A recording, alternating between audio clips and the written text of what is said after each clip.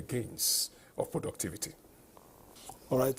First off, Stephen, you've been seeing, the activities right there at the Umar Musa Yar'Adua International Airport in Katsina. Just a little bit earlier, we saw the different service chiefs arrive the venue. So that means that we're getting closer to the business of the day.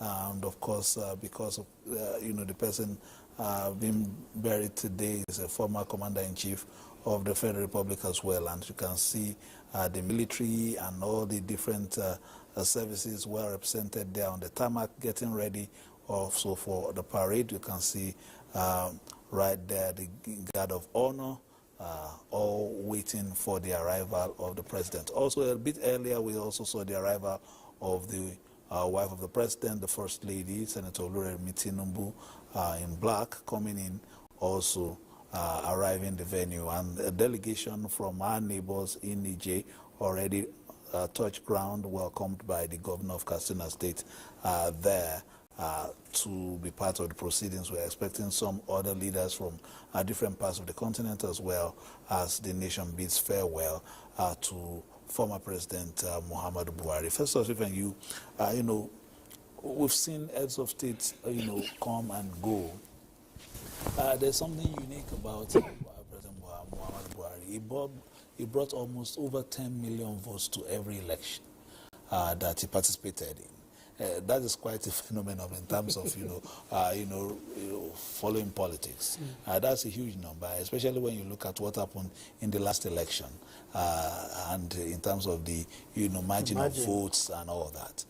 What really, influenced that following, that dogged following that he had, even when he lost elections?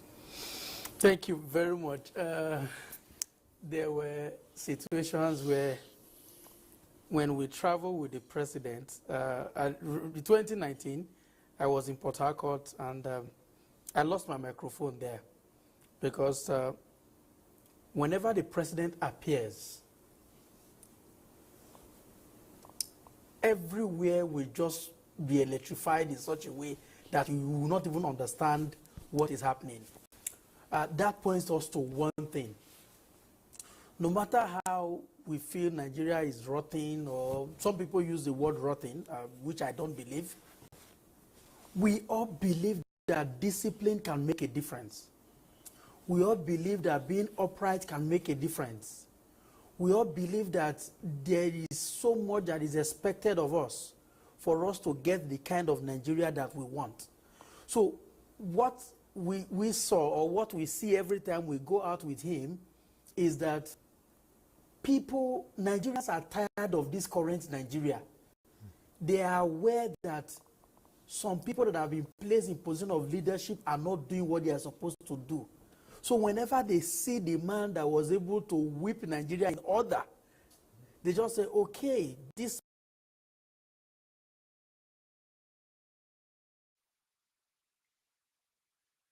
Greetings, everyone, says Ejo de Dios. Like, share, subscribe, and super chant. Thank you very much. Which Buhari are we burying? We say, which Buhari are we burying? Abi, you're trying to say, are Nigerians doing? Burial are Nigerians doing? Is it Buhari of 2017 or Buhari of 2025? Hallelujah. Well, yeah, I understand what you're saying now. Which Buhari are we doing the burial for, Abi? Nigerians are burying their immediate past presidents in the person of Muhammadu Buhari, former general, former military head of state, and immediate past civilian two-time elected president. So now that's what Nigerians officially are burying, or the state governments, the federal government is burying. So, and wait, I think I never even hear messages from other head of states from the West. I don't not saying it matters, though, but you know. Anyway, good morning and welcome to Honor Politics. As the nation mourn their immediate past president, the person of Muhammadu Buhari, life, they say, has to go on. So let me dive into what is already at play. Politics after Buhari. As you can see, I mean, if they pay attention very well, they see. I'm trying to see if I can bring videos of this men appearance to that venue. We should pay attention how then till they enter, especially the presidential oath, right? You saw article, it's always presidential anywhere in they go. So it's an opportunity. This is his presence at that burial, that funeral is, yes, it's just to pay homage, condolence, and everything. But at the same time, this is the best time and the right time to start consolidating power, especially those 12 million votes that they are fighting for Buhari. So, how, when, who accompany you to the venue says a lot. So, pay attention to Obi's too. Obi for sure. Obi will be there. Who accompanies Obi? How he's received. It's but everything will play house. Konkoso, Erufai, um, uh, uh, Wako, Wamako, all those the top dogs, the presidential awful, and most importantly, pay attention to Pantami. And I just can't let go of that brother, man. I think I see him as the next president of. He will be the president of Nigeria one day, and I think he is in a he's in the best position to inherit Buhari 12 million. People are not saying that from afar, maybe because Konkozo is there, shadow everybody, Atiku is in his final victory laps and all that kind of a thing. But that young man called Pantami, Orian Kanta Shantarabobosi Kata Shiba Sita, should be watched out for. His future is very bright, politically speaking. But I might be speaking to the future. Anyway, all former head of state and past presidents has issued statements already since Sunday. Yes, I agree with you. I think I saw that, and I pay attention particularly to the Konkoso's condolence message. Anyway, a nation in mourning. A nation in mourning. They say a nation history is written by its leaders, and so the news of former President Buhari passing rippled across our land. We find ourselves once again contemplating the chapters he penned, a life of service, yes, spanning decades, from military strongman to democratically elected presidents. A man who promised change, stability, and fights against the rot within. And for many, for a time, he represented hope, a stem hand to guide a restless giant. But a nation is not a monolith, and the chapters of his time in office are read with different eyes. For some, a legacy of integrity, a bulwark against corruption, a steady presence in tumultuous time. For others, a period of deepening divisions, economic hardship that squeezed the life out of households, and security crises that stem that seems to be morph and multiply. The NSAS protests, of course, and genocide, as far as I'm concerned, that can never be forgiven. Neither the nation's going to be forget. It's a chapter in Nigerian story as it unfolds. The rising inflation, the endless search for safety, these two are part of the story and next into the collective memory. Yesterday I was on Nigeria Watch. Man, it's crazy when I understand people who are celebrating, who are for whatever reason. I'm not. Even if I'm in position, there's no way I can tell people how to react to whatever. We are all emotional animals, and no human being can function without being emotional. But rationality is something we should pay attention to. I don't see the rationale in celebrating an 82 years old man death. Doesn't make fucking sense to me. That guy has lived his fucking life to the fullest. Billions will be praying to reach 80 years. But he did not just reach that age, he lived everything a human being can aspire or dream of. He did accomplish that. But I don't get it. But again, I understand. We are all fucking human, so we're a different way. But it says a lot about where we are and where we are headed as a people. As a political watchdog, I just can't help it to notice how the death of one man, has sharply divided the nation along that turn by turn that the political heavyweight wanted us to be in so that they can carry out their dream and mission successfully come 2027. So people, the especially presidential people, are paying attention. Who is saying what? Who is doing what?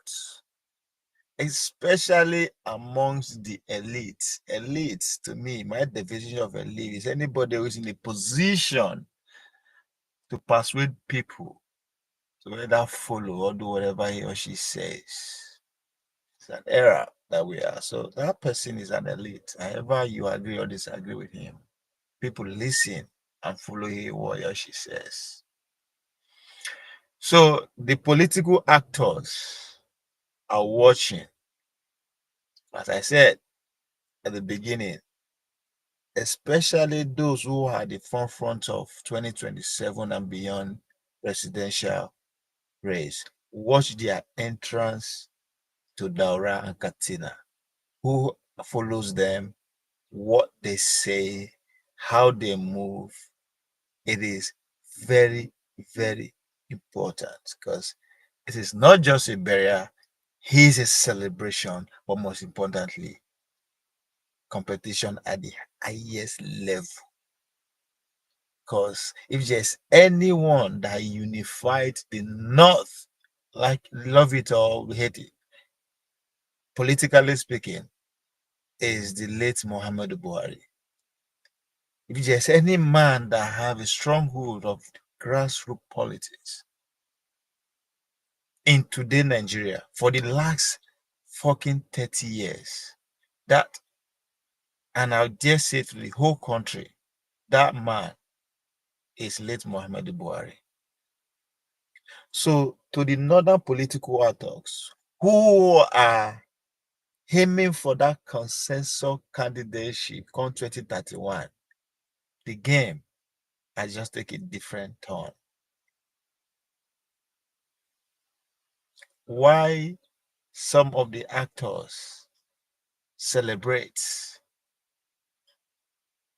you should also understand that presidential competition never ends. It's an everyday thing. It's a 24 hours competition. So watch out.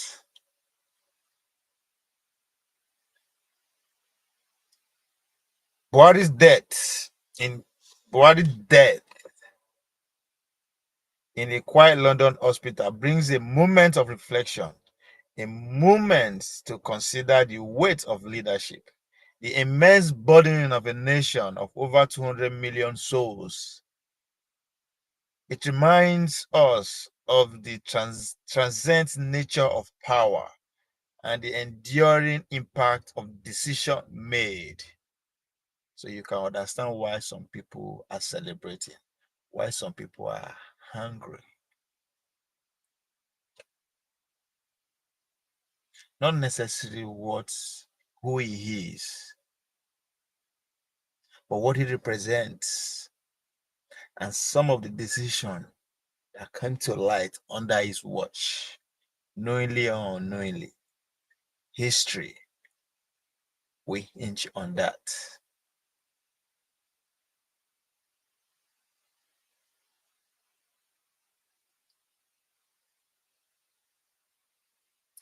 Yet, even as the flags flies at half-mast, the drum of 2027 are beating louder still.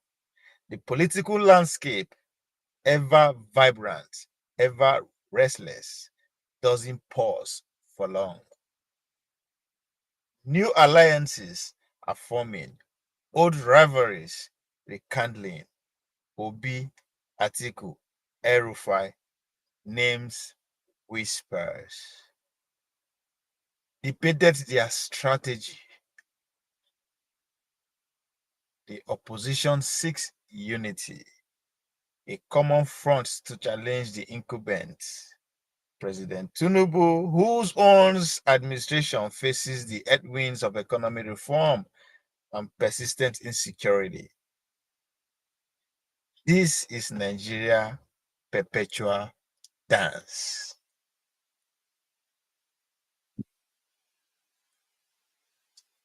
So those presidential hopeful, they are not just going there to cry, to mourn, to facilitate with the immediate family, but they are there to fight. They are there to backstab. Everyone is going there with their A game, fully loaded every front. Who you talk to, what you say to who matters. Every presidential ofo is there with their CIA, FBI, EFCC, police,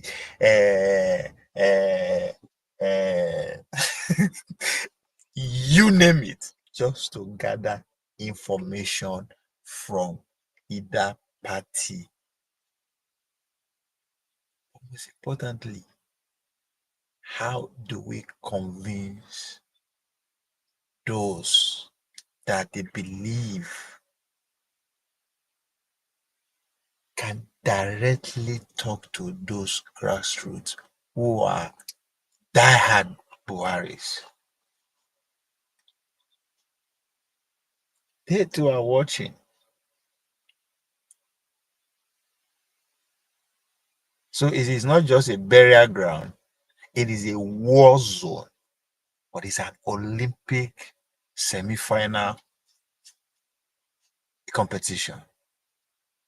So how you come in and how you get out of the venue matters, because it's not necessary that how you come in, that's so you go take come out.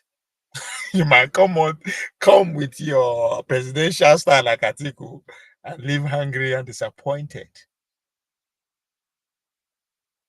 or you go back even more presidential hopeful. But all eyes will also be on the star boy of the moment, Obi, who Obi goes with. I will not be surprised. I mean, I will be surprised if Obi no go hand in hand with Obasanjo. And it matters. It matters if I mean, not just nobody else. Obi should go in company of than Obasanjo.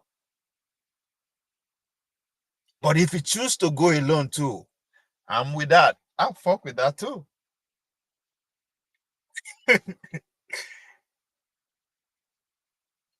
But Jagaban being the arrowhead of the whole thing says a lot too to the unification of his own party. But most importantly, that sympathy votes. Okay, it's no longer a sympathy vote now. How do I phrase this? Because that Buhari vote will speak 2027. In respect of those who are celebrating, oh, because that's waiting people don't understand me that. That's why I say how you sell it. I'm not saying that ordinary Nigeria, man. Not Nigeria, man. Shit, you. Nobody cares about your stinky ass before, so fuck it. Throw a party, do whatever the fuck you want. I'm talking about the actors, the political actors. What you say, how you say it, will count against you. So there is a vote that is going to matter come 2027. It is that say Baba vote, the last respect. Or to say or to even make a statement to those who are celebrating that what Baba stands for, the ideology or the legacy that he was able to put together, we stand for it. And whoever that is going to project that, that's who we are going to put. So this is it. This is it. So Obi entrance, I am more. I'm on it. I'm paying attention. I was because I'm sure its political network, those who are the think tank of his movement, we understand what I'm saying. I don't think they will disappoint. They will have to show, because this is the biggest venue before 2027 election. This right, that's why I think a semi-final before the finals. This right here, Buhari burial, he's going to be the biggest venue before the election. I don't give a hoot about the coalition when they want to do their national convention. It's never going to be this big, because it is not just that all the Nigerian media will be here, but not just West African region, but across the globe. We beam this event live. So now you understand why, as a presidential hopeful, how you enter this venue, who accompany you, what you say matters a lot. So it is not just a barrier, it's a war zone, but at the same time, it's an Olympic venue. This is where qualifications will be highlighted on the global stage. Because every network, every news agency that matters on the planet Earth will be beaming this event. Why? Because of the paradoxicity of Buhari's life. The last time anything like this happened in Nigeria, I don't mean when Abacha died. But even Abacha was pretty much the echoes of Abacha death from Nigeria was pretty much 80 to 20%. Nigerians were largely, but this one is pretty much mixed feeling. Everybody has one thing or the other to say about Buhari, and people cannot see what that represents. As I said it yesterday, many are called, few are choosing, according to Matthew 22:14. Many are called, but few are fucking choosing. And that man right there, Muhammadu Buhari, was among the chosen one, not just in generation, but nations. That's why everybody can relate. You human being, you can only react to what you can relate to. That's why every man's dream is to be in a position to tell his or her story, is to write his or her own book, not letting anyone do that for you. And Buhari, God damn it, wrote a book. Buhari told a story that every fucking Nigerian can relate to, good or bad. We are all fucking reading it. We are all fucking watching his life story unfold. What a life. What a fucking life. Now, come back to the war zone.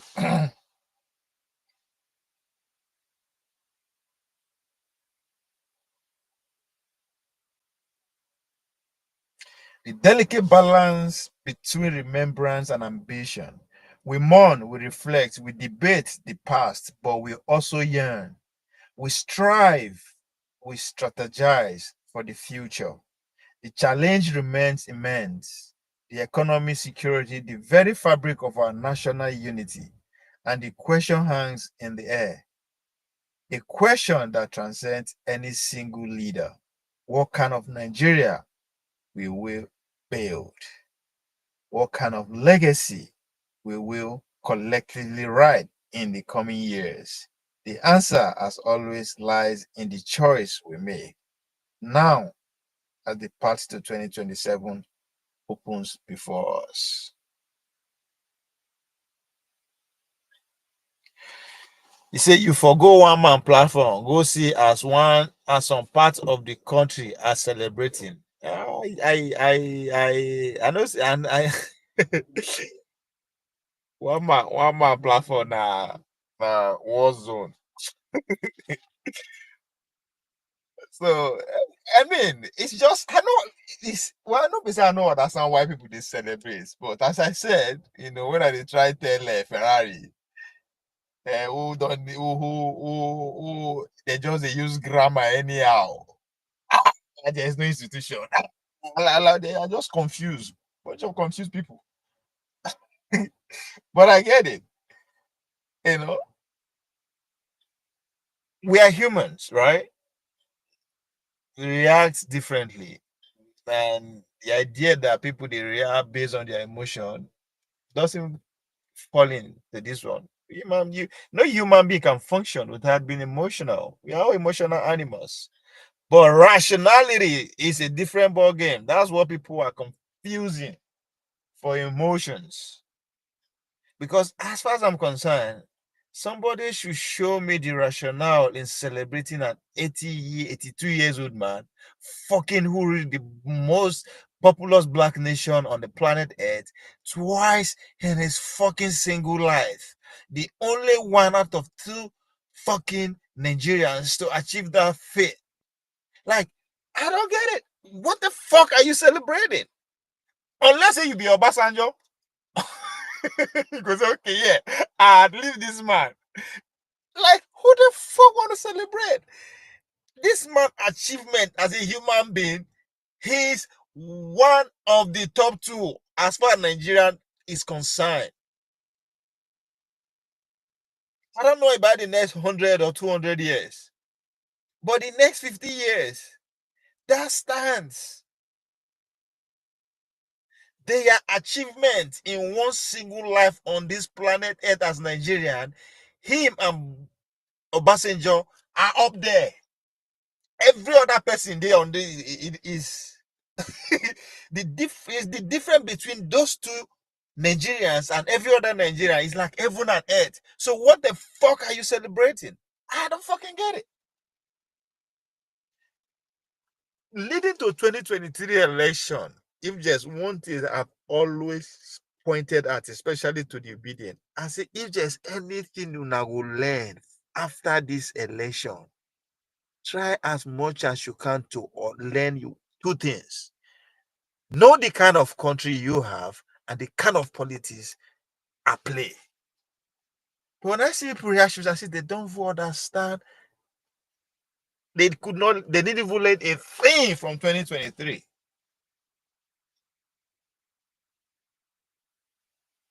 Like, how can a man run a country, be a president twice in one single life?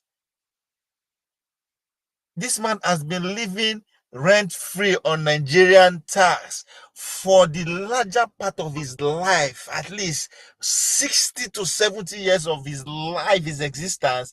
This man was living on Nigeria. I mean, and you did there, they say, what the fuck are you celebrating? He lived 80 years. He's seen it all. He has seen his children and children. But most importantly, he don't create wealth for his up to his 10th generation to come that may not even know him. Just like many of us know our 5th generation. But this man is able to pave a way for his 10th generation to come. But you're miserable celebrating what? And now what it make me they try point out to them on Nigeria yesterday? Death is not a fucking punishment. Unless you know when or how you want to die. And as far nobody have a clue of when or how he or she's gonna die, what the fuck are you? Why are you celebrating death? If anybody die, his wizard award has ended. Like there's nothing to the. He's not somewhere regretting. Like I just don't get it again. It's not emotion. It's being rational. Like you didn't celebrate somebody that he say you no go die, or you know when or how you go to die. This must achieve everything every human being dreamt of in this world: wealth, power, whatever is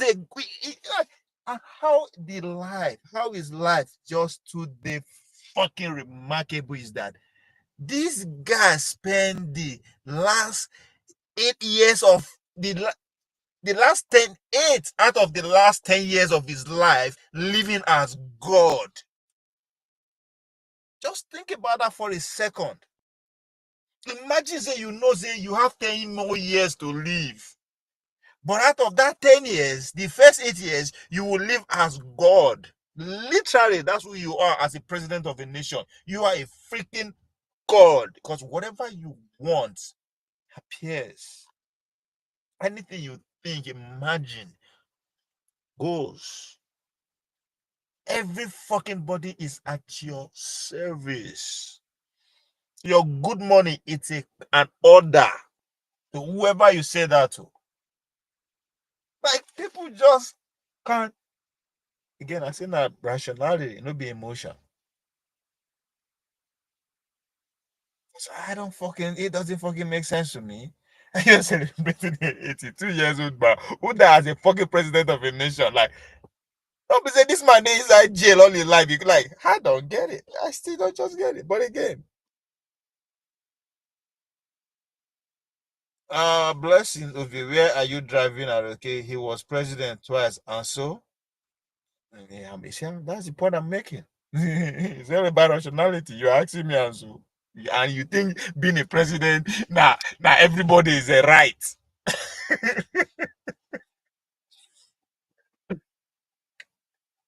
Somebody, one single person died, the whole country they react. Like, how the fuck do you explain that? 200 years from now, if they want to write the story of Nigeria within this period, now only a name go appear for history. You, my dear blessing, nobody will know that you ever existed. Now, if you cannot comprehend that, I can't help you. 200, because what do you think living forever for, or it means, or being in heaven means? When Matthew was saying in the Bible, because your name is blessed, I believe that They born you for Christian home, even if you don't follow Christ. When Matthew was saying in 22 verse 14 that many are called, few are choosing, what the heck do you think he was talking about? That man right there is one of the choosing few that Matthew was referring to. If you follow your name, blessed. Blessed, that motherfucker, he's blessed. That's where I'm driving to. What are you talking about? Person there, pretty much your nation stop. Like literally fucking stop. Every attention is focused on him. And you are telling me he's president. So what? It's a fucking big deal. If you don't know that. Are you saying he should be celebrated? You can't, you don't understand. What do you mean it should be celebrated? You don't have a choice. The fact that you are reacting, you are celebrating him. Because guess what? Between the last 48 hours, close to 100,000 people have died in Nigeria. You don't even know who they are. I don't understand. Come on now. Again, I say, be rational. Have you ever asked your question, what is the meaning of life? Why are you here? There are some things is beyond. It's a celebration. What if you say? Imagine me and you are talking about it, you are reacting. Not just me and you. Fucking the whole nation of 230 million people. And you are saying it's celebrated. That is a fucking celebration. Even if you diverse, for the fact that you dedicated. First of all, you need to understand what time means. Time is not money. Time is life. The fact that you spend 1 second of your life to think about somebody that you don't even know, that don't belong to your generation, that can't speak his language, you spend a second of your life to give him a thought, that's a fucking celebration, my dear. Because not be every Nigerian you they do that for.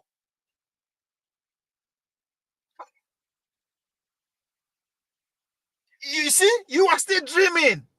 You know why you are here, and your name will.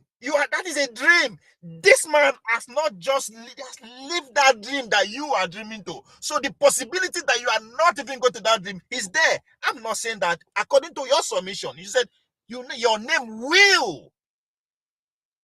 Don't say your name has been celebrated. You say will, so it's still in the air. It's like pricing monkey on a tree. This man, successfully, late Muhammad Buhari has lived that dream that you are still dreaming. This is fucking different. So you are still in the air. There's a possibility that your name is going to be celebrated. I'm not saying that I'm just reflecting. I'm just literally echo what you are saying. Again, rationality. This man not died 20, 30, 40, 82 fucking years old. He has still lived everything. Attained the height of what power represents. Even God himself defined it as the height of power, people's power. You did there, they say, I know we celebrate. Who cares? This is not, it's an order. That's why I say he has managed to write a book or tell a story that every one of us can relate to, whether we like it or not. My brother, that is a life. What? Living. He has left a fucking beautiful life. He came, saw, and fucking conquered. They say, yeah. How about? No way social media talk about things we are not supposed to talk about. You're still not getting it. This is not about social media. We're talking about reality, life. Again, would they allow some country they cloud our judgment? It has nothing to do with this is humanity. This is human. This is what everybody can relate to. They talk about saying nah. No. You are dreaming. I'm not saying you are dreaming. You said it yourself. You say your name will. I'm just echoing what you are saying. I didn't say that. You out of here. Buhari is irrelevant. That's not the point. Whether you spend time of your life to talk about irrelevant things. Now just tell me how that fucking makes sense. How does that make sense? You believe it's not relevant, but you spend your time, they dream about them, they talk about them, but you said it's not relevant. Now, I mean, what kind of life do they live? You spend your life for irrelevant things. They want to hear, I know they want to hear conspiracy theory. They think say, nah, this is no, I'm talking about like I'm a human being. I'm a human being. Yeah, yeah, some things not be saying nah. There's no, you cannot sugarcoat it. You come here to respond to Buhari matter and you say you are not celebrating him. You say it's not relevant. You spend your life, your everything, talk about one human being. But for some reason, it's not relevant. Like how? You are not. Ah, that's why Ferrari yesterday, because they say out of irrationality, say there are no institution. But then what the fuck is institution in the first place? Because if you understand it, you will not come to that conclusion. And the fact that you don't even understand what that means, how the fuck are you going to provide solution? See, man, I man, it's laughable, but at the same time, it's sad.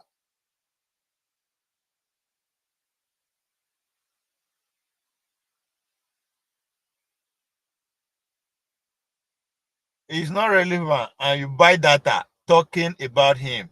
No be juju be that. Now better juju. Like some people, I don't understand what is. People don't understand what life is. You understand? They are so carried away with, I don't know, maybe not chasing of money and they don't even understand what life is, the meaning of life anymore.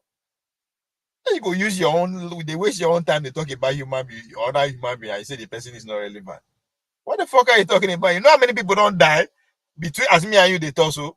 Why you not talking about them? Because you don't fucking know them. I just seriously don't know them. A Fulani man.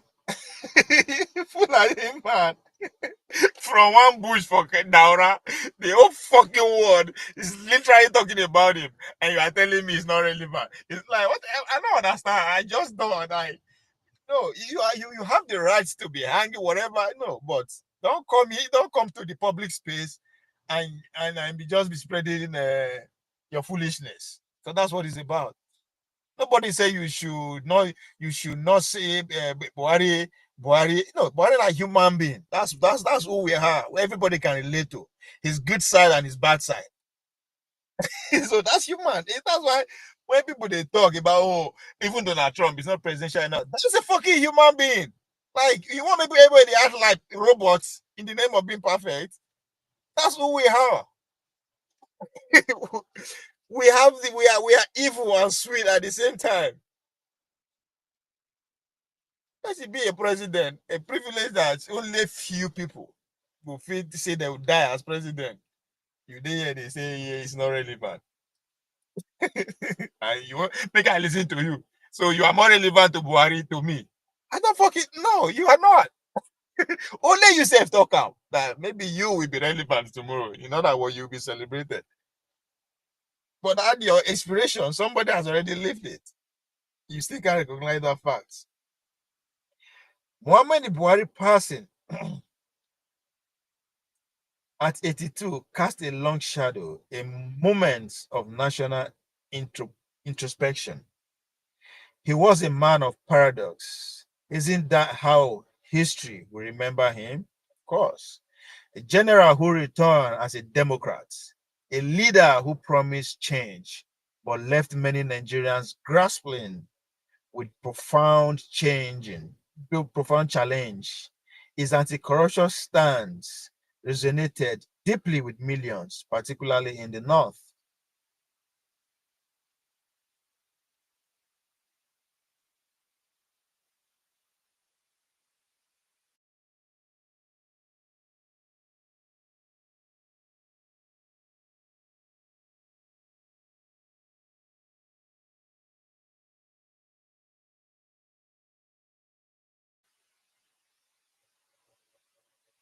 A general who returned as a Democrat, a leader who promised change but left many Nigerians grappling with profound challenges. His anti-corruption stance resonated deeply with millions, particularly in the North, where he was almost revered for his perceived integrity. Yet, we cannot ignore the answers, protests, the economy headwinds, the persistent insecurity that define much of his civilian tenure. His legacy is indeed a mixed one, a tapestry of woven with trails of hope and delusionment.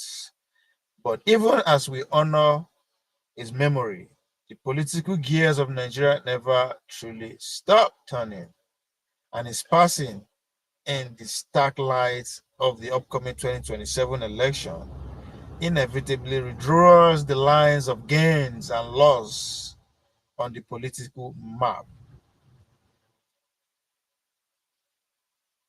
The only man in Nigeria who has known for over a decade to command over 10 million votes. That is something. We are yet to see a man who will surpass that, or who even has the capacity to surpass that. So let's shine light on those who are in a position, who have maybe have the capacity to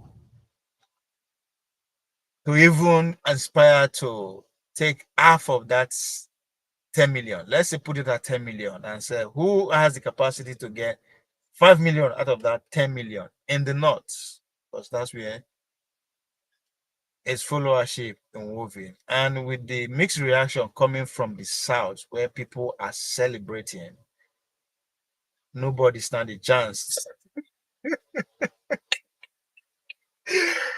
Boy, no fucking body stand a chance to even get 500k out of that 5 to 10 million come 2027. I put my money. Nobody, aside the president that is sitting right now, is let's put him aside. But every other fucking person from the South currently, with the reaction to Buhari's there, oh, the Akanta Shantara Mobosi Katala. That's not tomorrow's conversation. Anyway, so who are those people from the North who pretty much has what it takes to chop into that 10 million? Right? People go shout, oh, Atiku. Yeah, I think for me, he's in a better position to do that. Not because he's been around for a very long time. And the North tends to have a respect for, Dirty Joe in a way, It's there, it's up there. It's been going from one Emir Shehu Lawal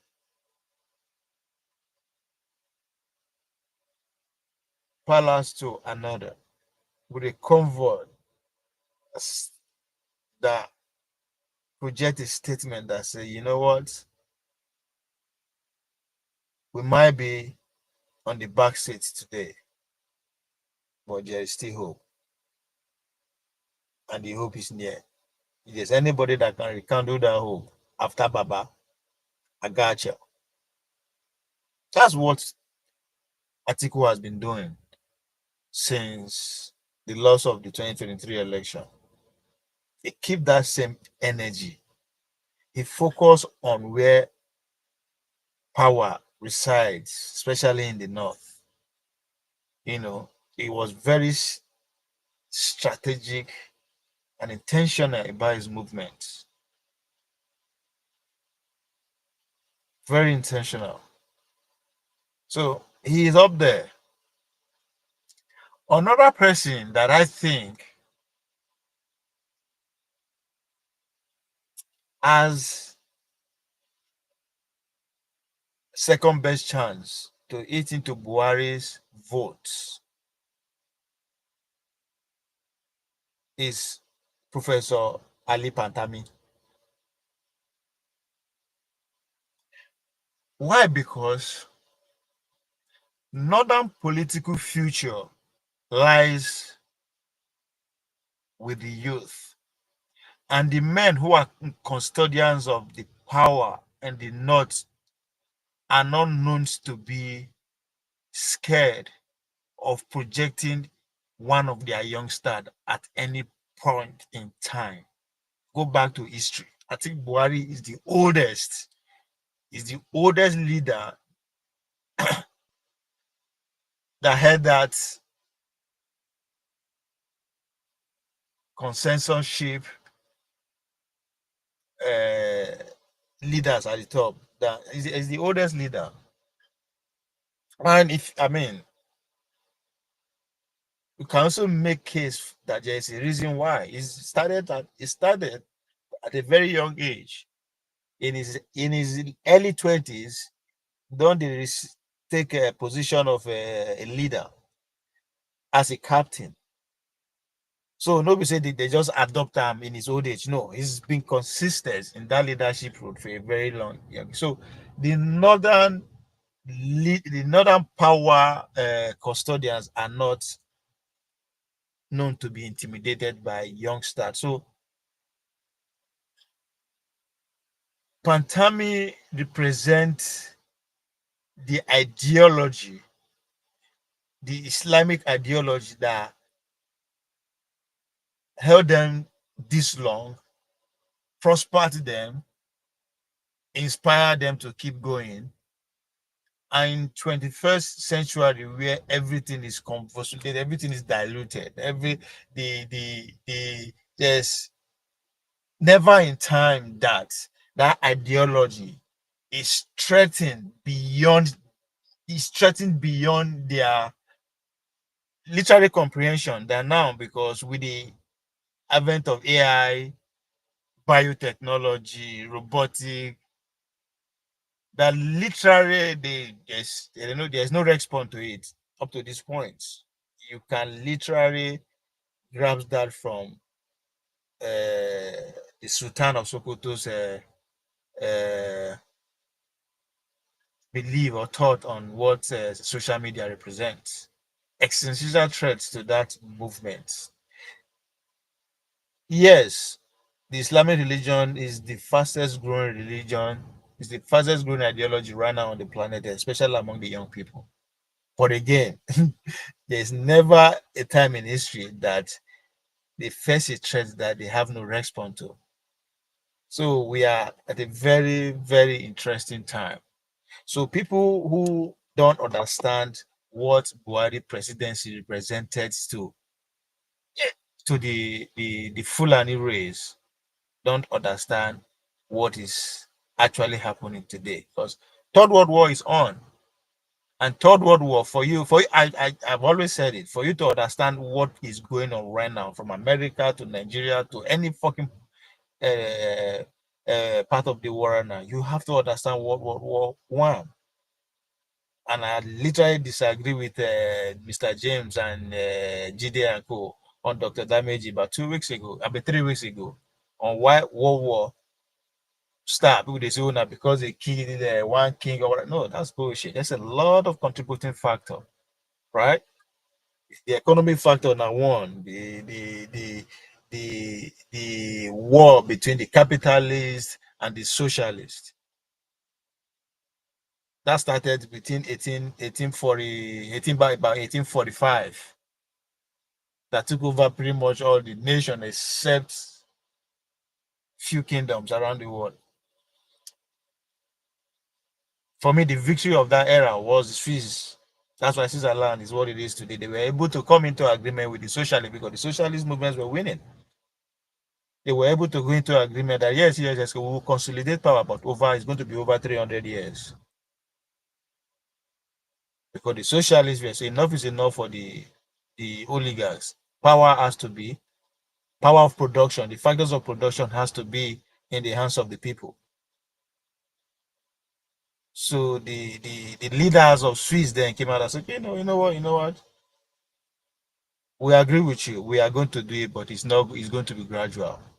That's why even when the financial doom fell upon the planets in 1990, 2007, 2008, 2009, which pretty much make Barack Obama who he is, Swiss get out of that shit pretty fast.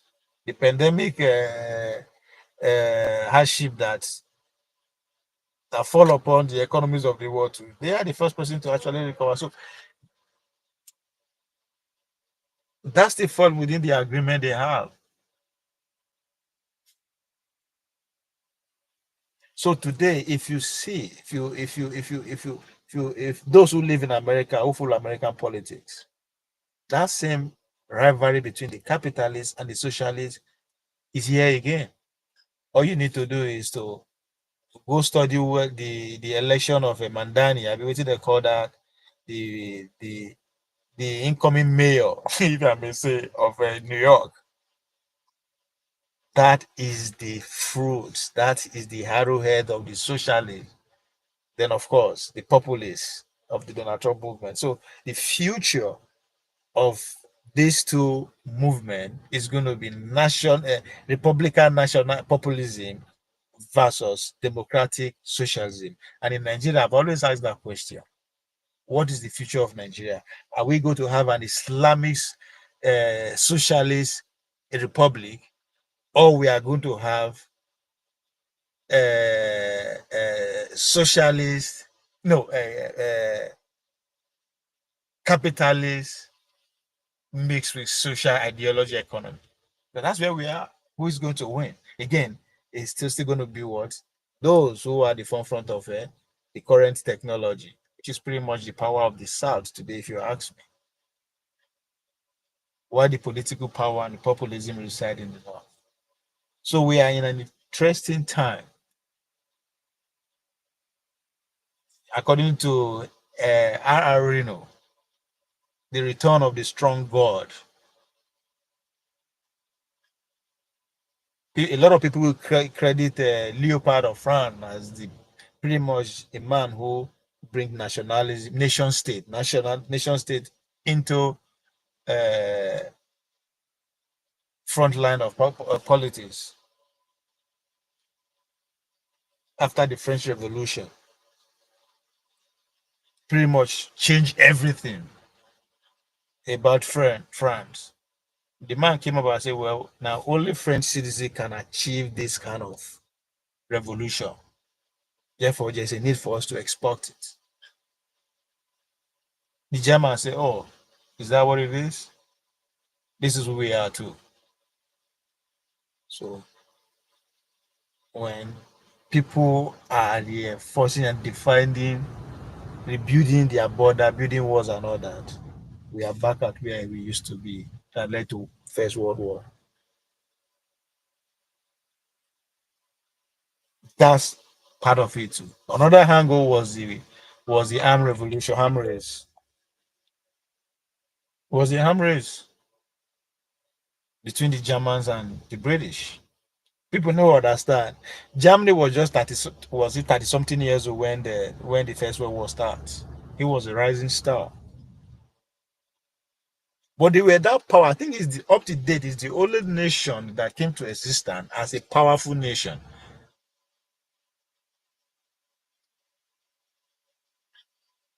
Already powerful with arms and everything before they formed their own German Republic. So that became a threat. And today, if you see what is going on today, right? For the very first time in history, 4 years ago, the Japanese people have enacted into their constitution that they have to build their military. German, about what 3-4 months ago, election that ushered new government. Their number one priority is to build their wards, military back. For the very first time since what? Second World War. Today, as we speak, as at yesterday, as at last week, they are going to what? Send long missile, donate long missile to what? Ukraine. Trump was in meeting with the head of NATO yesterday, and guess what came out of it? 50 days ultimatum to the Russia. Or what? We come in. The Third World War is here. It's in many fronts. So what you are seeing here unfolding in Buhari's burial, you understand what it means come 2031. So when I say Pantami is in a position to inherit Buhari's millions of followers, that's what I'm talking about. He is faithful. The youth of the North are fucking in love with that guy. So I put him second ahead of Konkoso. Konkoso for the political uphills of his fucking political life. Now, it would be easy for him when Buhari is there alive to convince him, even a word, a phrase from him will do some good. But now he has to fight. Now, does he have what it takes? Yes. Yes.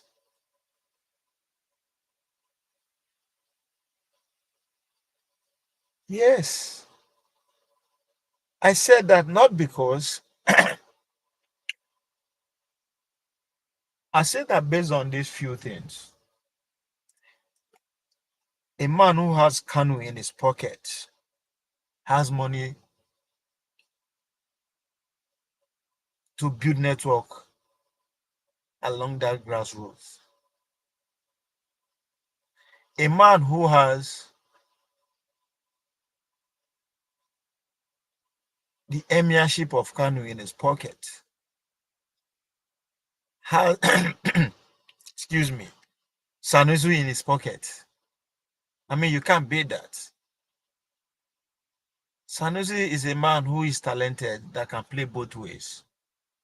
He has the religious knowledge to speak to the base of Buhari to make case for Konkoso.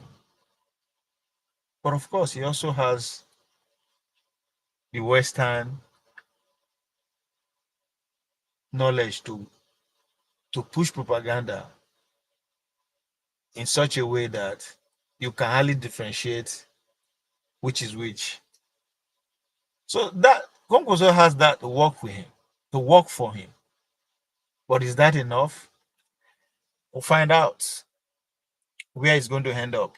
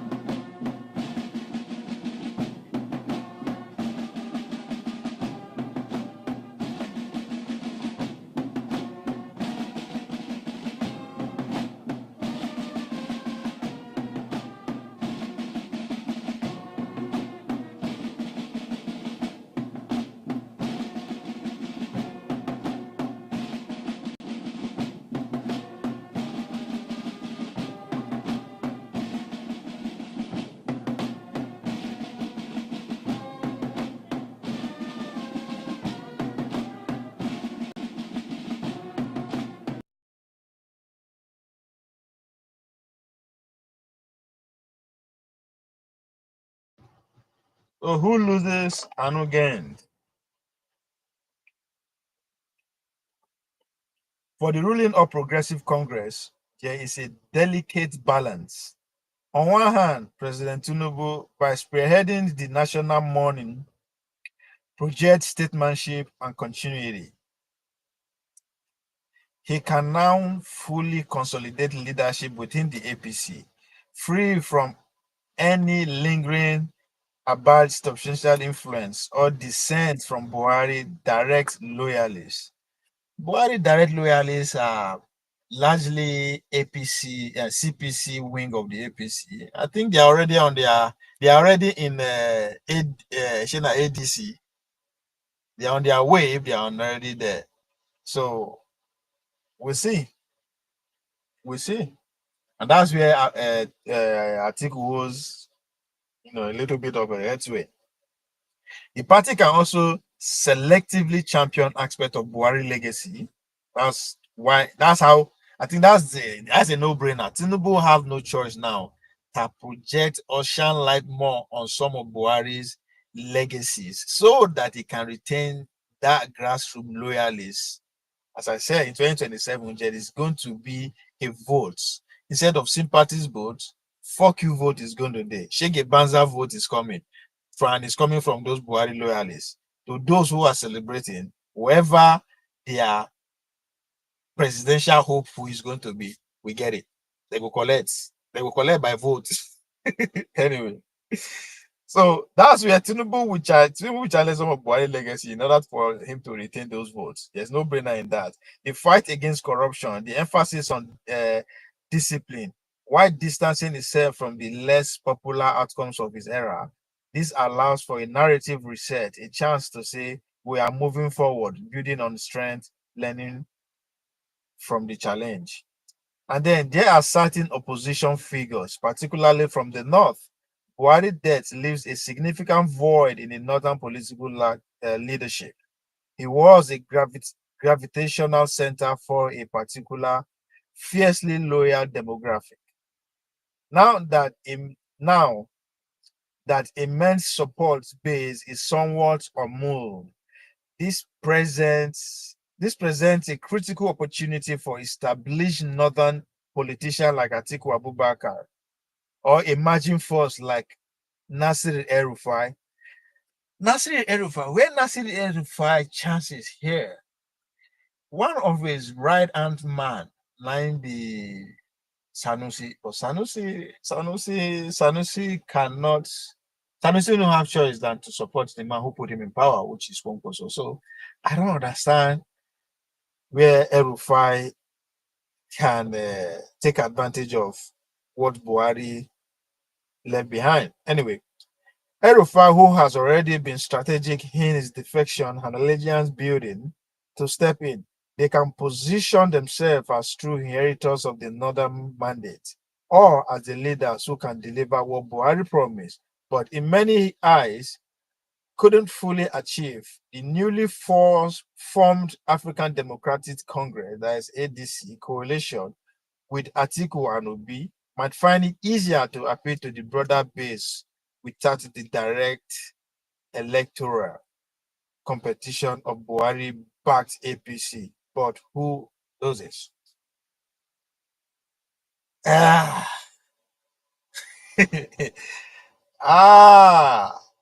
think the idea, the notion, if there is any even realistic dream that Obi should be no northern leader right now will want to align with Obi. Point and clear. Because whether the Obi camp like it or not, the few section of the southern people who are celebrating already has been tied to obedience. So fuck it. You go see they go drop on. If there's anything like that at play, which I believe that Obi is not that foolish to want to ride on anybody's back. Obi has what it takes to keep going, but how successful is that going to be? Only God can tell. So, that's what I said. To those who are celebrating the death of Buhari, they have the right to do whatever the fuck they want. They don't have anybody's explanation. But to the political players, automatically they don't tie those people to Obi. It doesn't matter who those people are. Either they are celebrating from Meduguri or from Castina or from Onisha or from Ososo or from Jebude. It concern them not. The Buhari loyalists automatically tie that to what Obi. Take me anywhere. I'll prove it. So Obi, this is we see. Atiku and Obi, but I think Atiku will go. Atiku is now. I think I will put my money. Atiku is going to go with Amechi as his running mate for two obvious reasons. Atiku is a manner of Daura. If there's anybody that Buhari quote unquote like from the south before he dies, now Amechi. So it is a no-brainer. Amechi will be the darling of the northern presidential Ofukon 2031. When I say me the darling, even somebody like Konkoso now would rethink. God damn it, that man might be the guy. So Atiku will throw away Obi as it. If there's any plan like that anyway, before they go, if there's any plan, because I don't believe Obi will go that route. But if there's any plan like that, that plan is dead with Buhari. He's dead with Buhari. Life. So Atiku, that's one factor. Another factor, Atiku, I think Amechi still have money to spend. So Amechi will need to outspend every other politician. The only person he no go fit outspend now the governor of his own state, but God bless that state. It's already in Atiku's Tinubu's hand. So who go fit match?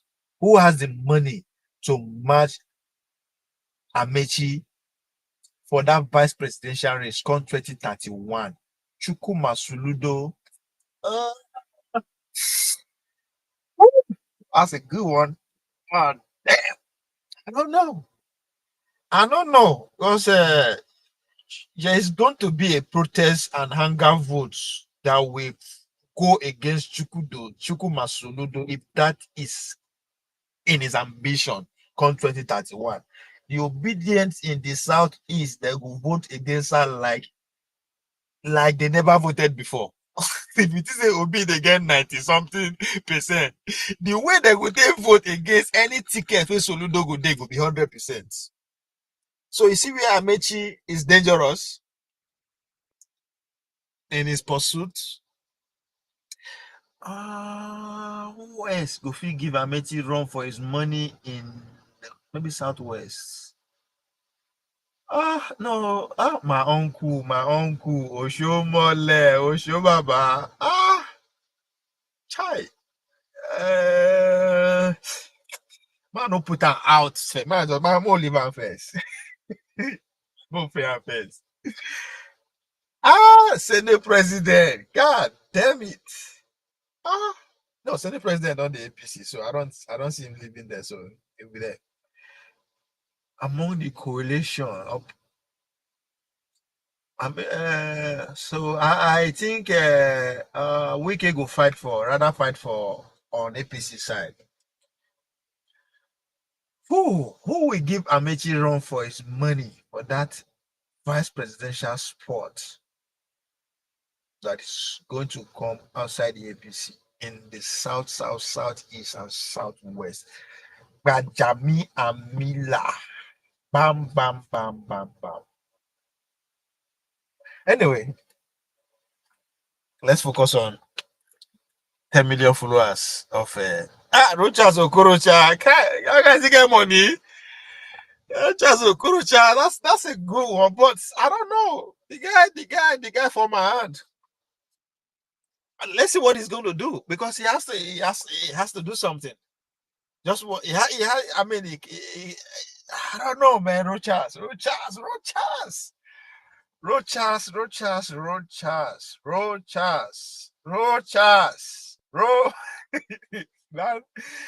That guy.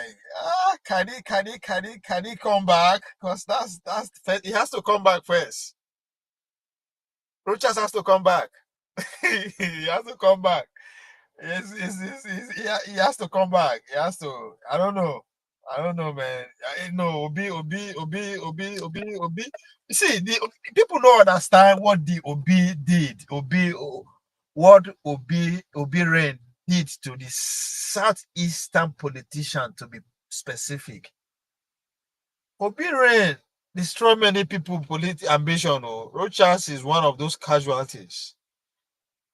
I respect Uzo Kalu. That's because he has legit money. He get money. As far as I'm concerned, he's the richest Igbo man. So I think that money is working for him. That's why he's still there. Your brother is the other one. The former vice president, deputy vice senate president. That one they cheat for London. That's the casualty of Odo will be prominence.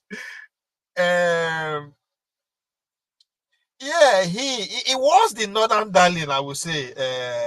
Okirikiri. I would say Rochas was. That's why I say he needs to come back. Was. He's dead, politically speaking. I don't even know say he this. He's gone. So he has to come back first.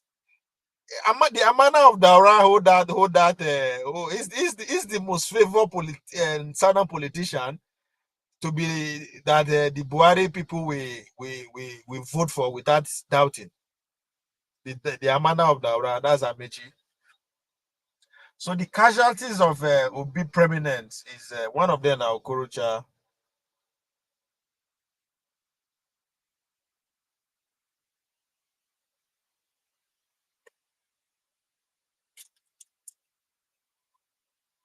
And what's I call this man with the chain for London? Ike Ekweremadu. That one was one of the big wig of the Southeast. Is gone. Yeah, Obi, it's always Obi. Yes, nobody else after. So I will see what Soludo go do. I don't think the other short man from Abia has what it takes to come to get there yet.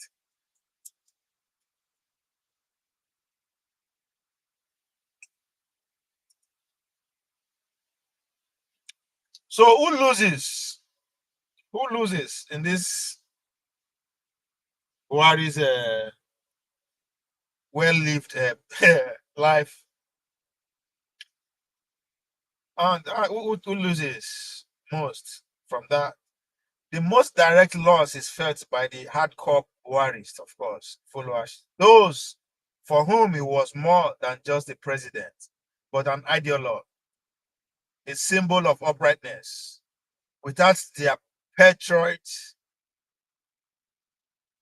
this powerful, dedicated faction within Nigerian politics is now without a clear figurehead. The rallying cry loses its most potent voice. They will need new champions or risk their influence fragmenting.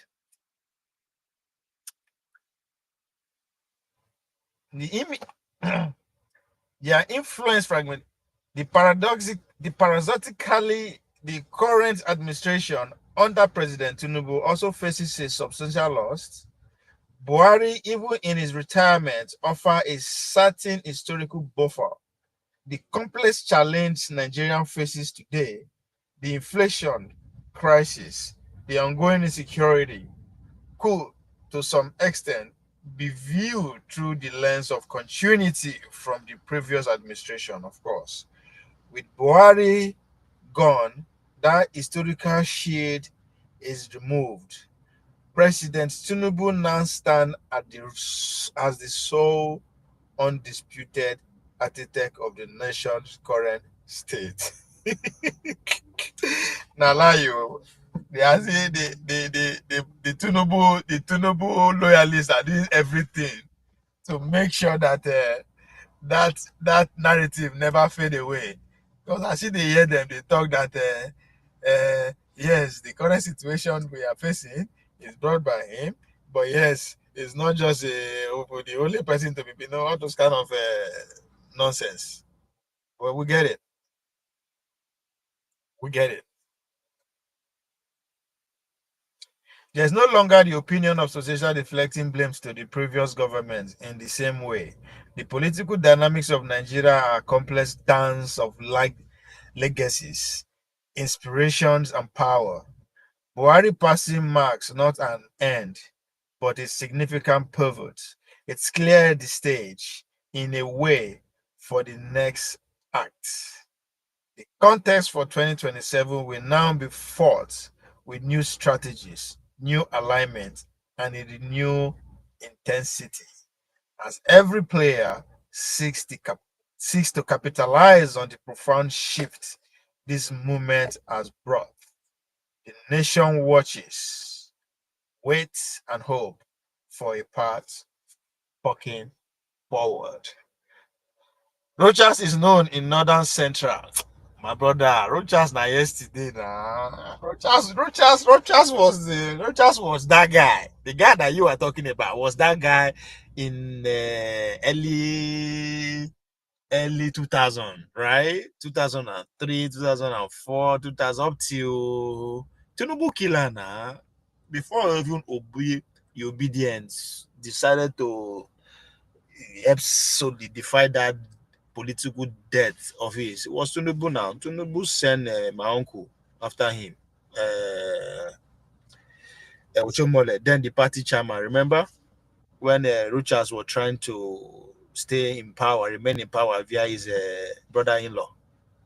But Tinubu sent his number one general, then Oshomole, as the APC party chairman, to destroy him, to destroy that continuity. He did. They succeeded, and he decided to remain in the struggle in the trenches by vying for tickets before the primaries. They lock him up. I mean, you just think about that first. For Nigeria, they lock you up. Let me say, and he came back a few hours before the election, and he couldn't, and that was it. Then Obi from nowhere came into the scene, and the obedient decided to say, no, that man with the killing political career, so we make sure that barrier, that place where they bury that political career. If I go bomb up, obedient went and dog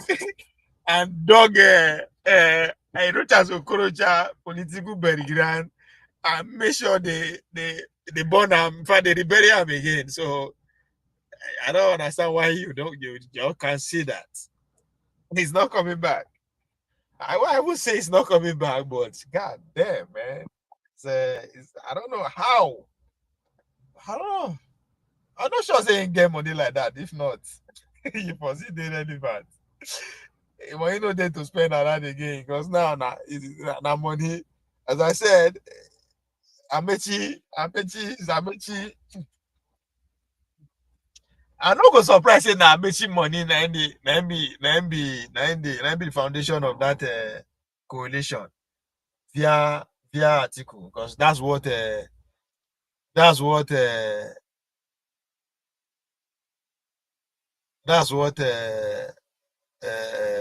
did to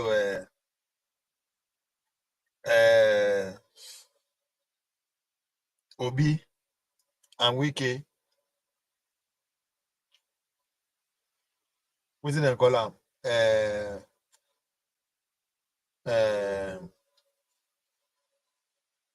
The former governor of Delta, Dr. Ifeanyi Okowa.